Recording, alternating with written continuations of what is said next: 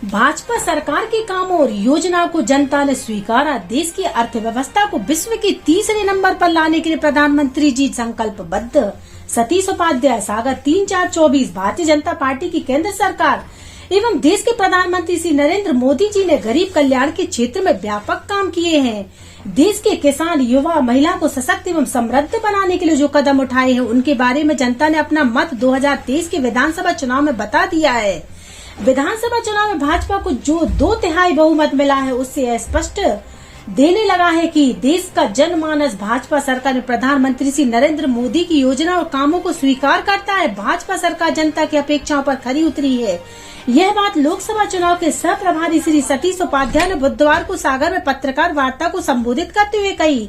श्री सतीश उपाध्याय ने कहा कि देश के प्रधानमंत्री श्री नरेंद्र मोदी जी ने विकसित भारत के संकल्प को लेकर देश में गरीब, किसान, महिला, युवाओं को सशक्त और समृद्ध बनाने की दिशा में ऐतिहासिक कार्य किए हैं।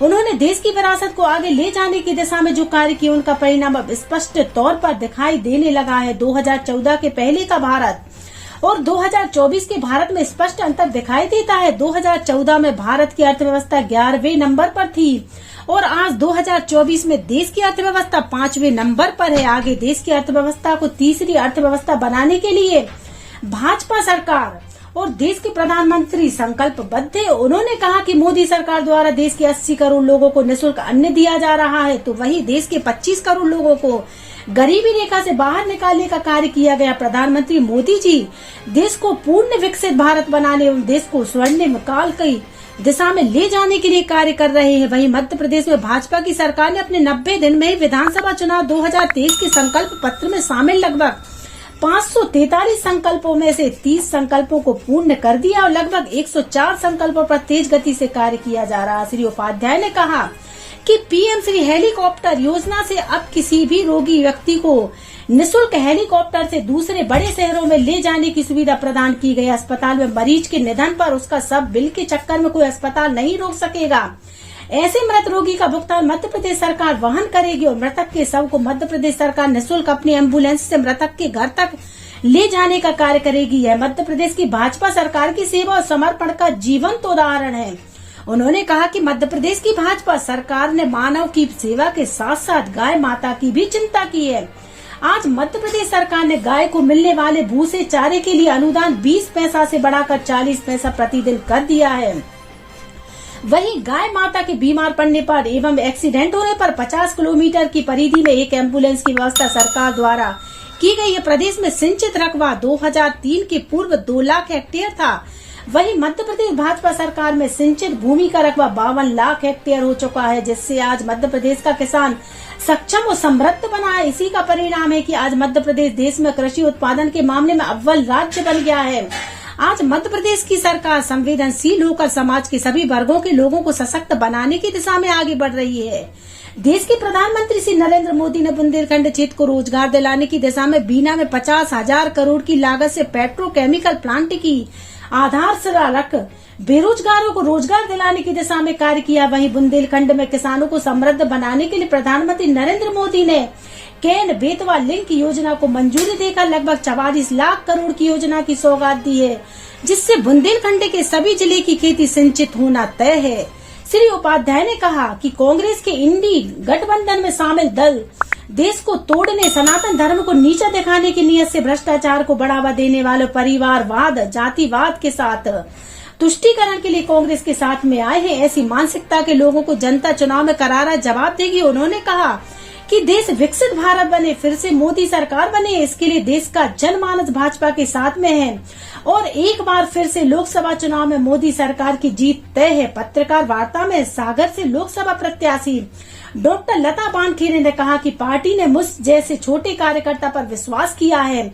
मैं पूर्ण निष्ठा, ईमानदारी से जनमानस की भावना के अनुरूप सेवा कर खरे उतरने का प्रयास करूंगी। मैं जनता के विश्वास को कभी खंडित नहीं होने दूंगी। पत्रकार वार्ता का संचालन प्रदेश पेंसिलेट प्रदीप राजौरिया एवं आभार जिला मीडिया प्रभारी श्रीकांत जैन ने व्यक्त किया। पत्रकार वार्ता में कैबिनेट मंत्री श्री गोविंद सिंह राजपूत जी, पूर्व मंत्री एवं ग्वालियर चंबल संभाग क्लस्टर प्रभारी श्री भूपेंद्र सिंह जी, सांसद श्री राज बहादुर सिंह जी, जिला प्रभारी श्री श्याम सुंदर शर्मा जी, जिला अध्यक्ष श्री गौरव सिरोटिया जी, लोकसभा प्रत्याशी श्रीमती लता बानखेड़े जी, लोकसभा संयोजक श्री प्रभुदयाल पटेल जी, विधायक श्री शैलेंद्र जैन जी, श्री प्रदीप लारिया जी, श्री हरि सेन जी, महापौर श्रीमती संगीता तिवारी जी, नगर निगम अध्यक्ष श्री वृंदावन अहरवार जी, जिला महामंत्री श्री श्याम तिवारी जी, श्री अमित कचवाहा जी, जिला सह मीडिया प्रभारी आलोक केशरवानी उपस्थित रहे। उनका अनुदान था उसको 100% बढ़ाने का काम भी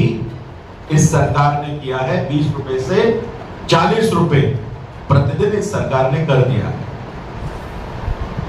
अस्पतालों का आधुनिकीकरण है, नई लैब लगानी है।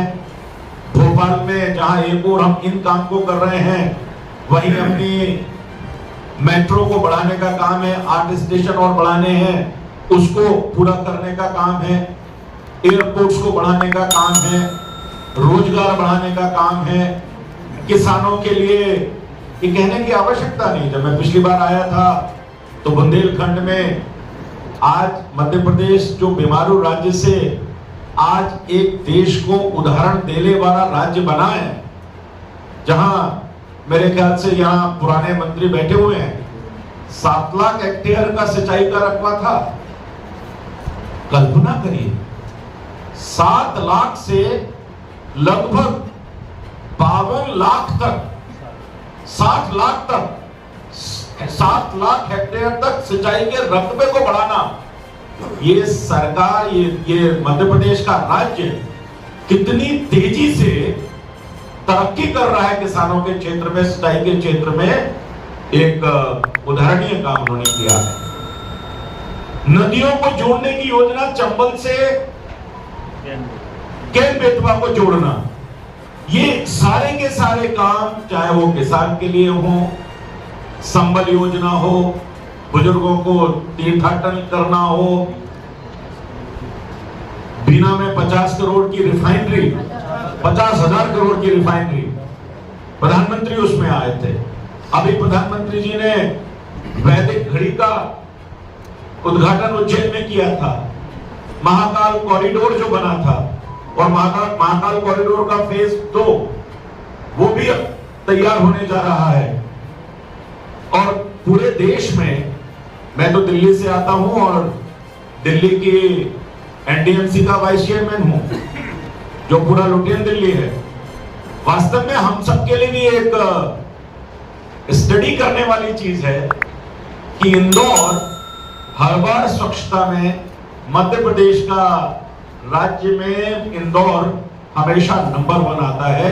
तो इसका मतलब जो कार्यप्रणाली है सरकार की, भोपाल हो, इंदौर हो, और ये स्वच्छता की जो दौड़ है वो बाकी शहरों में भी लगनी प्रारंभ हुई है। तो ये भी एक तेजी से काम हो रहा है। दूसरा, जो इस बार की सरकार जो आनी है, ये सरकार, इस बार के चुनाव कोई मामूली चुनाव नहीं है। ये चुनाव देश को आत्मनिर्भर बनाने के चुनाव है। ये चुनाव प्रधानमंत्री द्वारा देश को पूर्ण विकसित भारत बनाने के चुनाव है। जब पूर्ण विकसित भारत की बात हम करते हैं, 2014 से पहले का भारत और 2014 के बाद का भारत, एक अलग भारत आपको दिखाई देता है। वो जो भी क्षेत्र आप ले लीजिए, बहुत लंबी योजना है, मुझे गिनाने की आवश्यकता नहीं है। कहां देश में 74 एयरपोर्ट होते थे, आज 150 एयरपोर्ट है। कहां पहले 0 वंदे भारत ट्रेन थी, आज 16 वंदे भारत ट्रेन है। कहां पहले एक एम्स होता था, आज 22 एम्स बन गए हैं। हमारे जो महिलाओं के लाभार्थी योजनाएं हैं, जिसमें उज्ज्वला योजना है, आयुष्मान भारत में 37 करोड़ लोगों को आयुष्मान का लाभ मिला है, जो अपना इलाज नहीं करा सकता था। प्रधानमंत्री आवास योजना में, राज्य की संबल योजना में, लाडली बहना योजना में, लाडली लक्ष्मी योजना में, कितनी योजनाएं हैं। और ये योजनाएं हैं जिनके कारण, और 25, वो प्रदीप जी आपको सारी योजनाएं हमने अलग अलग क्षेत्रों में क्या क्या जो 30 वायदे पूरे किए हैं, चाहे वो वायदा सनातन को लेकर के हो, हमारी धार्मिक आस्थाओं को लेकर के हो, चाहे वो चिकित्सा के क्षेत्र में आमूलचूल परिवर्तन करना हो, और जिसमें से एक योजना स्वास्थ्य के क्षेत्र में, यानी एक तो हमारे पूर्व मुख्यमंत्री हैं जिनके पास एक नहीं, दो नहीं, कितने हेलीकॉप्टर है मालूम नहीं। वो हेलीकॉप्टर उनकी परिवार के लिए, वो हेलीकॉप्टर विलासिता के लिए, वो हेलीकॉप्टर मौज मस्ती के लिए। और जब राज्य की आम जनता उस हेलीकॉप्टर को देखती है तो उसमें एक उत्सुकता आती है कि उनके घर में हेलीकॉप्टर उतरता है, बड़े लोग हैं, राजा हैं, और वो सब उन विलासिताओं को देखते हैं। लेकिन मैं बधाई देना चाहता हूं, भूपेंद्र जी यहाँ पर हैं, जैन साहब यहाँ पर हैं, गोविंद जी यहाँ पर हैं, शमशाबाद के एमएलए यहाँ पर हैं, बाकी सब एमएलए यहाँ बैठे हैं। आपने अपनी संवेदनशीलता को दिखाते हुए प्रधानमंत्री श्री हेलीकॉप्टर योजना उन गरीब और निर्धनों के लिए सरकार ने अब तय कर दिया कि अगर दूर सुदूर गांव में कोई गंभीर रूप से बीमार हो जाता है तो राज्य की सरकार उसको मुफ्त वहां से हेलीकॉप्टर से अस्पताल लेकर के जाएगी। ये सरकार की संवेदनशीलता को दिखाने का बहुत बड़ा उदाहरण एक सामने दिखता है। अस्पताल में अगर किसी गरीब वंचित के साथ कोई दुर्घटना हो जाए और वो अपने मृतक को अपने घर ले जाना हो तो सरकार ने संवेदनशीलता दिखाते हुए ये इस बार तय किया है कि निःशुल्क सरकार की अस्पताल की एम्बुलेंस उनको अपने घर में छोड़ करके आएगी। ये सरकार की सेवा, समर्पण और संवेदना, सेवा, समर्पण, संवेदना, जो मोदी जी ने कहा था कि मेरी सरकार वंचितों को समर्पित सरकार है, मेरी सरकार गरीबों को समर्पित सरकार है, जिसका कोई नहीं है उसके लिए भारतीय जनता पार्टी की नीतियां हैं। तो मध्य प्रदेश के बारे में लगता था कि मध्य प्रदेश का नतीजा कैसा होगा, और वास्तव में लोकतंत्र में जब वोट डाले जाते हैं, जनता का मन और मत क्या है, यह इस विधानसभा के चुनाव में देख करके आया कि एक बड़ी ऐतिहासिक विजय मध्य प्रदेश में भारतीय जनता पार्टी को मिली। और इस विजय को मिलने का कारण मध्य प्रदेश के सरकार में हमारे जो मुख्यमंत्री थे, हमारे जो मंत्री थे, हमारा जो घोषणा पत्र था, जनता की जो अपेक्षाएं हमसे थी, जनता हमसे जो चाहती थी, जिस प्रकार के विकास की जरूरत उनको हमसे थी, वो चाहे किसान हो, चाहे मध्य प्रदेश की बहनें हो, मध्य प्रदेश के युवा हो, मध्य प्रदेश के वरिष्ठ जन हो, मध्य प्रदेश के सरकारी कर्मचारी हो, मैं कह सकता हूं कि पूरे एक बुके के रूप में सरकार ने उन सब योजनाओं को, घोषणाओं को पूरा किया, जिसका परिणाम आज मध्य प्रदेश में एक शानदार सरकार बनी है। और इतना ही नहीं, मध्य प्रदेश सरकार की जो गति है, अपने योजनाओं को लागू करने की जो योजना है, मध्य प्रदेश में जब चुनाव हुआ तो घोषणा पत्र में 557 घोषणाएं, वायदे मध्य प्रदेश की सरकार ने, मध्य प्रदेश की भारतीय जनता पार्टी ने की थी। और मैं देखता हूं कि जिस गति से उन योजनाओं पर काम करने का प्रयास एक बुलेट ट्रेन की तरह से, बुलेट ट्रेन की तरह से, जैसे देश में नई बुलेट ट्रेन आ रही है, वंदे भारत, जीरो थी, आज वंदे भारत देश में आ रही है। एयरपोर्ट जिस तरीके से बने हैं उसी गति से 90 दिन के अंदर 557 में से 30 योजनाएं 100% लागू करनी है।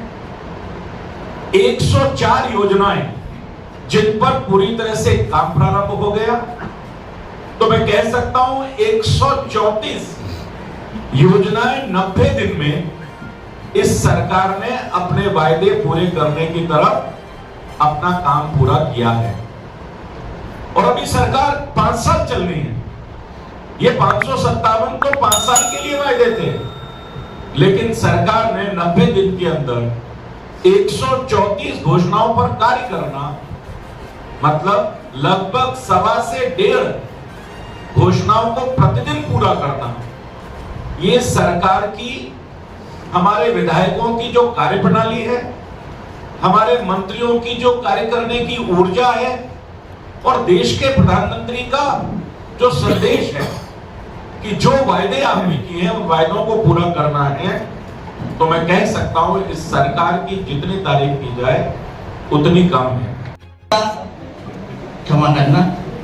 सागर के लोकप्रिय एवं सहज सरल सांसद आदरणीय भाई साहब राज बहादुर सिंह जी का सागर से लोकसभा के संयोजक श्री प्रभुदयाल पटेल जी का हार्दिक बंधन अभिनंदन करते हैं। मैं लोकसभा चुनाव की हमारी आदरणीय श्री सतीश जी उपाध्याय जी भाई साहब से आग्रह करते कि पत्रकारों से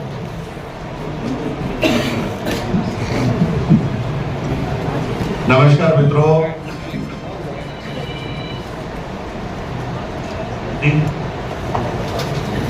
प्रभारी के रूप में जो पूरा चुनाव लोकसभा क्षेत्र के सभी हमारे जनप्रतिनिधिगण, सांसद, विधायक, महापौर, जिला पंचायत के अध्यक्ष, जो हमारी कोर कमेटी है लोकसभा की, उसकी बैठक संपन्न हुई। इसके बाद हमारे विधानसभा के प्रभारी, संयोजक, विस्तारकों की बैठक है। लगातार दिन भर आपकी पत्रकार वार्ता के बाद मंडल अध्यक्ष, मोर्चों के अध्यक्ष, सभी हमारे जनप्रतिनिधि, नगर पालिका, जनपद के अध्यक्ष, उपाध्यक्ष, ऐसे सभी प्रमुख कार्यकर्ताओं की भी एक बैठक 3 बजे से यहाँ पर संपन्न होगी। आदरणीय सतीश जी भाई साहब का 2 दिवसीय प्रवास सागर में हम सभी कार्यकर्ताओं को मिला। भाई साहब की इच्छा थी कि हम सभी अपने परिवार के सदस्य, सभी पत्रकार साथियों से भी संवाद आप सभी से हो सके, इसलिए मैं सीधे आदरणीय डॉक्टर सतीश उपाध्याय जी से आग्रह करूंगा कि भाई साहब आप सभी को संबोधित करें। नमस्कार मित्रों, आज की इस प्रेस वार्ता में एक तो हमारा प्रेस का पूरा परिवार यहाँ पर उपस्थित है। आप लोगों से पिछले चुनाव में भी जब मैं सागर में था तो मुझे आप लोगों से मिलने का, संवाद करने का अवसर मिला था। सागर से थोड़ा मेरा विशेष लगाव भी और गहरा संबंध भी हो गया, क्योंकि सागर के विधानसभा के जब चुनाव थे तब भी मैं सागर संभाग का प्रभारी था। आज की इस प्रेस वार्ता में हमारे वर्तमान में निवर्तमान सांसद भी हमारे बीच में हैं। पार्टी के हमारे सभी वरिष्ठ एमएलए, विधानसभा के मंत्री, पूर्व मंत्री, यहाँ की महापौर, और मैं कह सकता हूं कि पूरी एकजुट शक्ति के साथ इस सागर लोकसभा की जो हमारी प्रत्याशी हैं लता वानखेड़े जी, जो पार्टी की बहुत ही जमीनी स्तर की कार्यकर्ता हैं, लगातार पार्टी के छोटे से कार्यकर्ता के रूप में तमाम अपनी जिम्मेवारियों को निभाते हुए, संगठन की जिम्मेदारियों को निभाते हुए, और ये भारतीय जनता पार्टी में ही संभव है कि जमीन के स्तर का कार्यकर्ता जो कभी सामने बैठता था, जो सारी व्यवस्थाएं करता था, आज वो देश के सबसे बड़ी पंचायत, देश की संसद के अंदर राय है ही नहीं कि निश्चित रूप से एक सुयोग्य तरीके से सागर की लोकसभा का प्रतिनिधित्व करेंगे। लता जी बहुत ही संवेदनशील हैं। लता जी कार्यकर्ताओं की भावना को भी समझती हैं। लता जी आम जनता की जो आवश्यकताएं हैं उनको भी समझती हैं। सागर में जो 8 विधानसभाएं हैं उन विधानसभाओं में किस प्रकार की जरूरतें हैं उसको भी समझती हैं। कुछ विधानसभाएं पूरी तरह से शहरी हैं, कुछ विधानसभाएं पूरी तरह से ग्रामीण हैं, और चुने हुए जितने भी प्रतिनिधि हैं उन सबका प्रतिनिधित्व करते हुए इस सागर लोकसभा को एक नई ऊंचाइयों पर लेके जाएंगी, मुझे इसका पूरा विश्वास है। मित्रों, इस बार का चुनाव कोई सामान्य चुनाव नहीं है। ये चुनाव अभी विधानसभा में भारतीय जनता पार्टी ने ऐतिहासिक विजय मध्य प्रदेश के चुनाव में प्राप्त की है।